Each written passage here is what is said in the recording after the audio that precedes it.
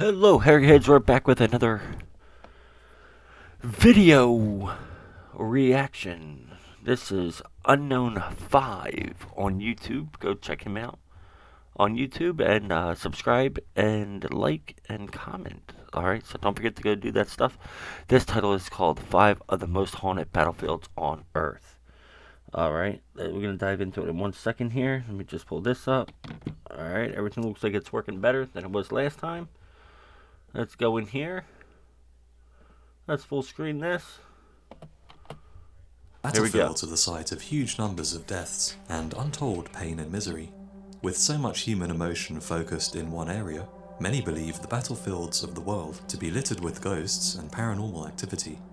Whether you believe in the paranormal or not. Listen, I've been to a few battlefields. Alright, I've been to the Brandywine battlefield, I've been to the Monmouth battlefield, and Gettysburg battlefield. Alright, I have not seen spirits, but I do feel them, and weird things do happen, so. Alright, let's get back into it. It's undeniable that some places have a creepy and unsettling atmosphere, which may or may not. Like Gettysburg. Gettysburg has a creepy atmosphere. Alright, go check out Gettysburg battlefield. Alright, Gettysburg, PA. Alright. To explain why so many reports of ghost sightings exist. Here are my choices for 5 of the most haunted battlefields on Earth. Number 5. Marston Moore. Today, Marston Moore may seem like an unremarkable stretch of... Is he saying Monster Moore or Moster Moore? I don't know. What is he saying, guys? Monster Moore? Alright. English countryside. However, it's actually the site of one of England's largest battles. During the summer of 1644, the English Civil War was raging, and the anti-monarchy forces of the parliamentarians were laying siege to the historic city of York. A royalist army loyal to the king was marching across the northwest of England. That looks like a hella scary castle right there, guys. Alright, it looks like it's really scary. Alright. Like, the Hunchback of Notre Dame could be in there, or, you know, like, the gargoyles could come to life over here, you know, like, yeah, it looks scary. Is that a traffic light on the castle? I don't know. Anyway, let's get back at it. And heading to York with the aim of relieving the defenders and breaking the siege.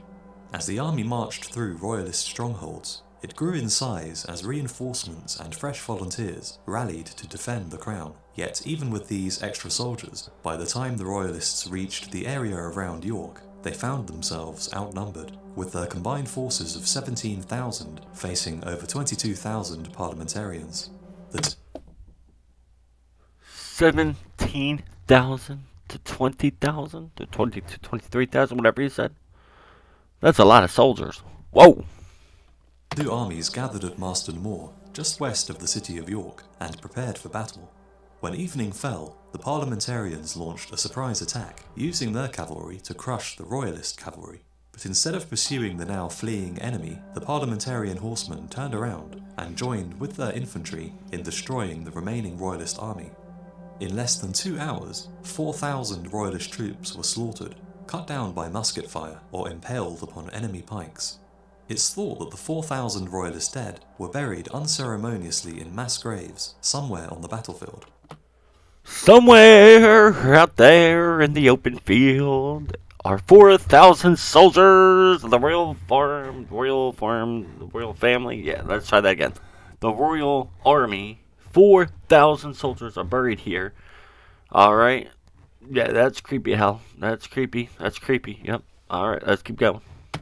And many believe that the spirits of the royalist soldiers slaughtered here still roam the battlefield and surrounding area.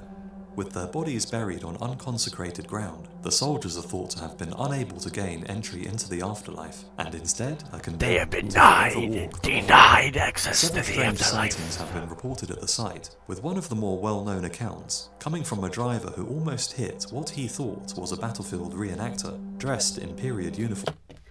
Wait, time out. Are those what they actually wore in the war? Like, that's what they wore, like, during the battle. Okay? This one looks like, I don't know, like, an outcast of Gilligan's Island, okay? Banana, whatever you want to call it. That one looks like Mario or or yeah, okay, or a tomato. I mean, he looks more like Mario.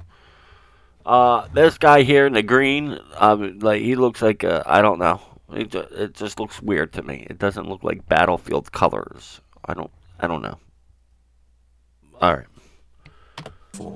The man stopped his car and got out onto the road, only to discover the person or being he had nearly hit had vanished. In fact, several other people have reported seeing strange figures of what they thought were battle reenactors, seemingly vanishing into thin air, only to later discover that no reenactment was taking place. Had they seen the spirits of the dead soldiers buried here? Goosebumps up my neck! Explanation for what they had seen. Number 4. Lake Poyang in China. Lake Poyang, Poyang is the largest freshwater lake in China, and in 1363... What is that? What is that? Like, that's in the middle of the lake. What is all this? What is all this? Is that like the current of the lake? Or what is that? Okay, that looks scary. Okay. Was the site of the largest naval battle in history, involving as many as 800,000 men. The battle had started as a siege by the Han Navy against the Ming-controlled town of Nanchang. However, the city's walls held firm, and eventually the Ming Navy arrived with the goal of breaking the siege and destroying the Han forces. The Han Navy was considerable, with as many as 650,000 men carried on over 100 giant tower ships and armed with gunpowder weapons. The Ming Navy tasked with breaking the siege was much weaker, with around 200,000 men carried on smaller but lighter ships. The Ming used this to their advantage though, outmaneuvering the heavy Han tower ships and using fire ships to devastating effect. Thousands of Han sailors were burned alive as a result, and by the end of the battle, the Han armada had been completely destroyed, with most... That's all fresh water. It looks like an ocean. It looks like an ocean. That's fresh water. And look at the cool mountains, the desert mountains. Yeah, that's what I'm going to call it, desert mountains. See, it's all made of sand. That's what it looks like to me. But that looks like an ocean, not a lake, okay? Most of the 650,000 men on board being sent to the bottom of the lake. The Ming losses were comparatively small, with just 1,300 dead and 11,000 wounded. I've seen that movie. I am not going there. You guys seen that movie? What was it called? The Birds, or Attack of the Birds, or something like that. Yeah. I've been there. Yeah, no, I haven't been here, but no, I've been attacked by seagulls at the seashore. So yeah, no, all right, no, that's too many birds for me. No, thank you. Since that fateful day, Poyang Lake has been the site of an enormous number of strange and mysterious events, and has earned the nickname of the Chinese Bermuda Triangle. Over the years, hundreds of ships have vanished without a trace on the lake's waters, and locals believe that the spirits of the hundreds of thousands of sailors who were burned alive or drowned here are behind the disappearances. In just the period between the 1960s and 1980s, nearly 200 boats were lost, resulting in 18,000 presumed dead. Bizarrely, wreckages of the boats lost are rarely found. One of the most infamous stories involves a World War II Japanese ship, the Kobe Maru, which was sailing on the lake with its haul of loot stolen during the Japanese occupation of China. The ship, its loot, and 200 sailors rapidly sunk to the bottom of the lake, despite conditions being clear. The Japanese Navy sent a seasoned 7-man diving team to the lake to investigate what happened, and salvage as much of the valuable cargo as possible. Only one of the divers made it back, and after having his diving gear removed, was found to be terrified and speechless, unable to explain what had happened beneath the lake's surface. Whatever had happened at the bottom of the lake had seemed... It's a lake monster! That's what it is. It is a lake monster. Okay? You know, like Loch Ness, Nessie? Yeah, okay? But China's version. Whatever that is. Alright? It's a lake monster. ...have driven the man insane, and the other 6 missing divers were never seen again. A year after the war ended, the Chinese authorities were keen to salvage the valuable sunken treasure, and so dispatched an American diving expert named Edward Boer to the site where the wreckage was believed to be. However, despite the man's considerable... No! Okay.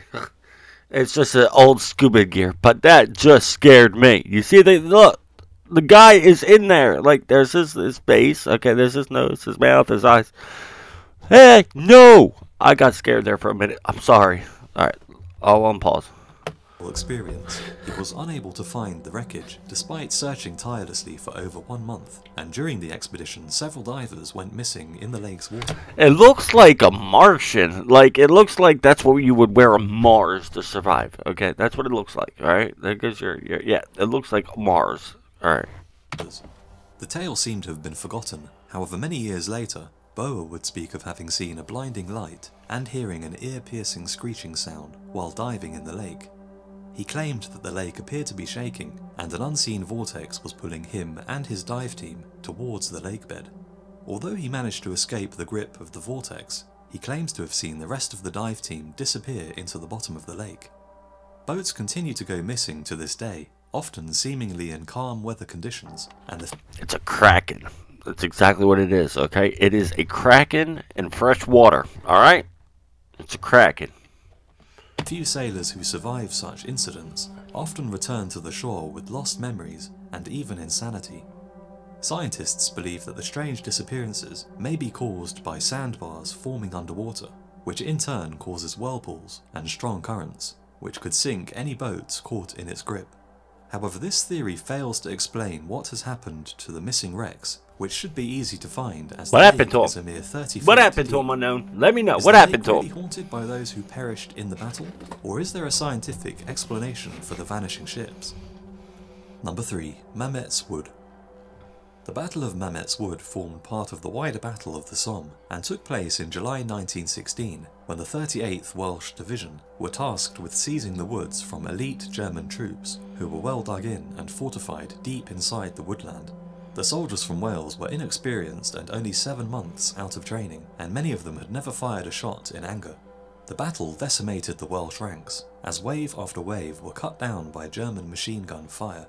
Despite the terrible losses, the men of the 38th Division eventually pushed into the woods, where savage hand-to-hand and bayonet fighting took place, and by the 12th of July, the German forces had been successfully pushed. See, if you guys don't know what a bayonet is, it's right there.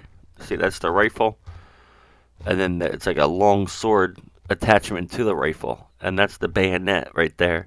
Close for good for a close battle, face-to-face battle type of idea. So you don't have to fire a single shot. That's what a bayonet is. Out of the woods. What is he holding, guy? What are you holding? What is that? What is that? Okay, like, I understand that's a broken tree right there, but what is he holding in his hand? Okay, back to it we go. The cost had been enormous. Over 4,000 had been killed or wounded, and in a chilling example of the carnage, one battalion had gone into the attack with 676 men and lost 400 in just 1 day of fighting before eventually being relieved. Such losses were common throughout the Battle of the Somme, where the British Army suffered over 57,000 casualties on the first day alone, and over the following 6 weeks, the battle would claim over 1 million casualties. Such wide-scale death and destruction has left its mark on the battlefields of...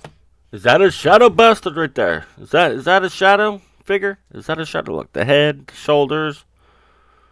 Or is that a tree stump? I don't know. It could be a shadow. Look, another shadow back there. Look at that. What is going on? Like, you see the trees? There's one over here. Okay. All these shadow people. Alright, let's go. Of the Somme, both in the physical damage to the landscape which is still visible today, and in the huge number of accounts of hauntings. Strange sightings are commonplace, and long-dead soldiers are said to frequently be spotted roaming the landscapes on which their blood was shed.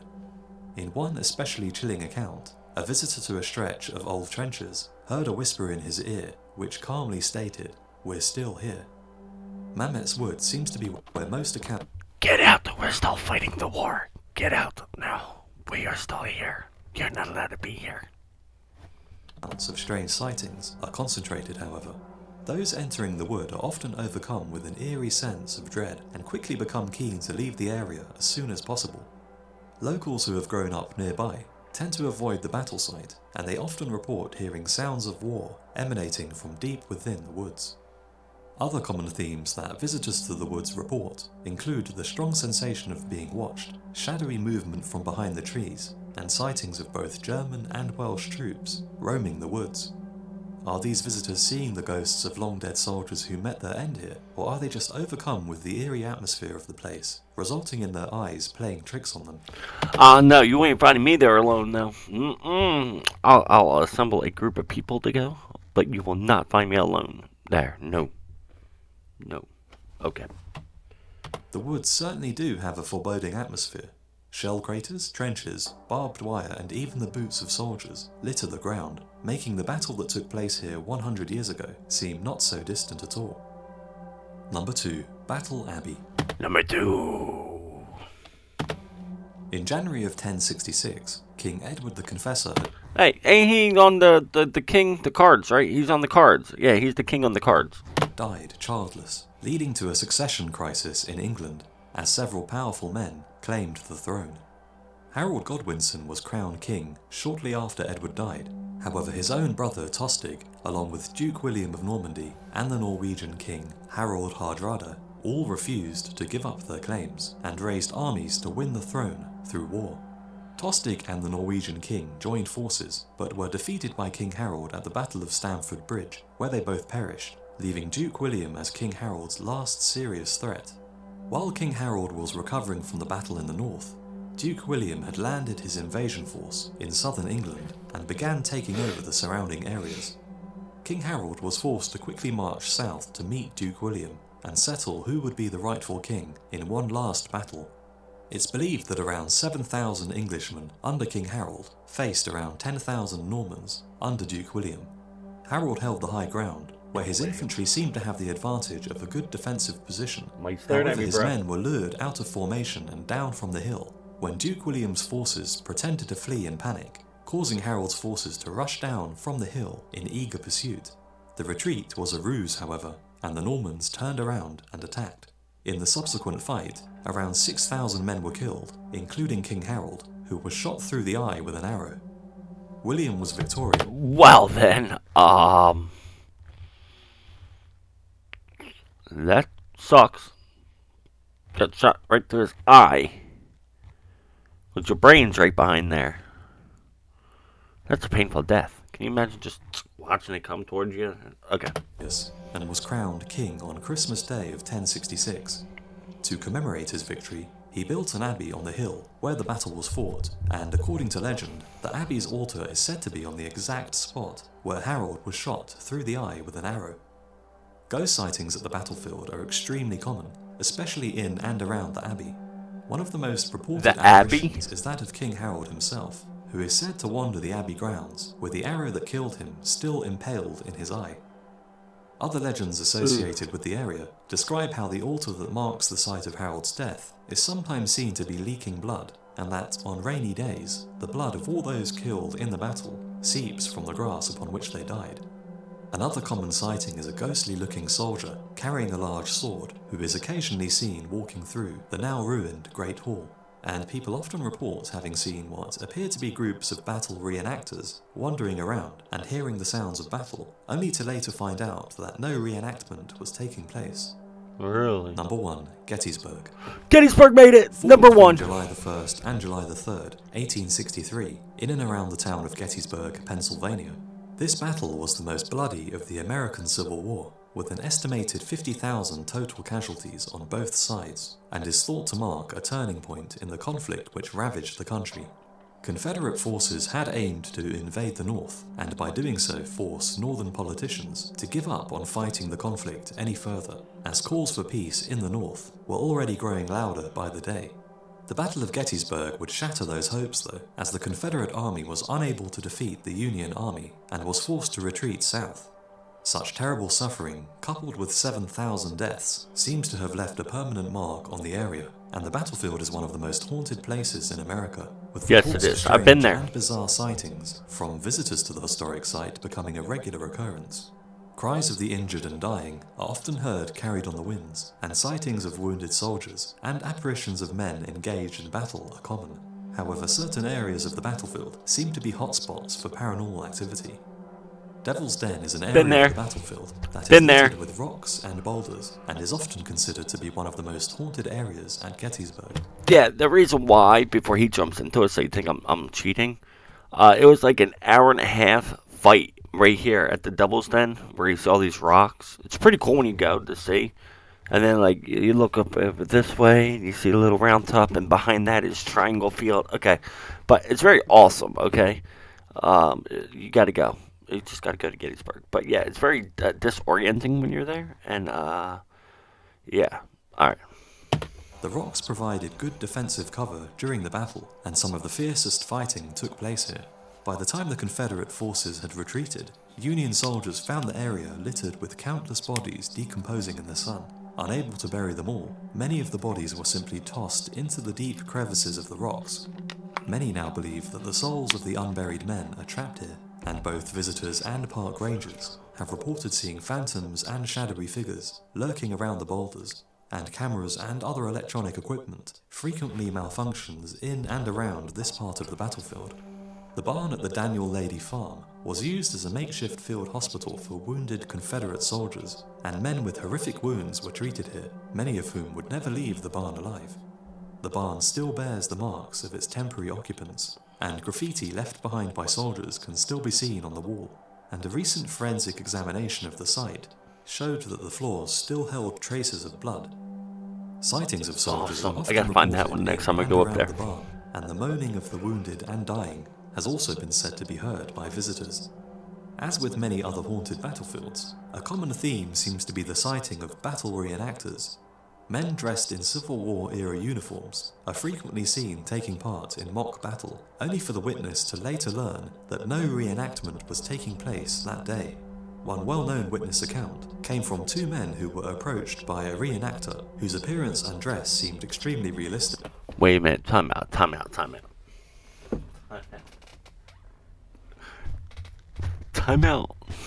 I'm done. I went up to Gettysburg one time, and I saw a reenactor going to a fire camp, like a cookout fire. I don't know. And we stopped and talked to him for a few minutes. But are you telling me that I spoke to a ghost because there's no reenactments going on that day? Oh my lord! The soldier handed him 2 cartridges before disappearing. The cartridges were later examined and found to be genuine Civil War issue live ammunition, despite such ammo being forbidden at Gettysburg for over 100 years. Could all of these accounts really be the spirits of long-dead soldiers, or are the stories hyped up in a bid to attract more tourists? Let me know your thoughts in the comments. So those are my choices for 5 of the most haunted battlefields on Earth. Thanks for watching, and I'll see you again on the next video.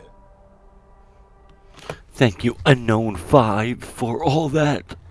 Just freaked me out with the last little bit, but there goes another great, whatever you want to call it, video reaction. If you guys like these video reactions, let me know in the comments below, okay? I'll do it in between my ghost hunting videos, alright guys? So, let me know what you think. Go subscribe to Unknown 5. I'll leave his link in the description below, okay?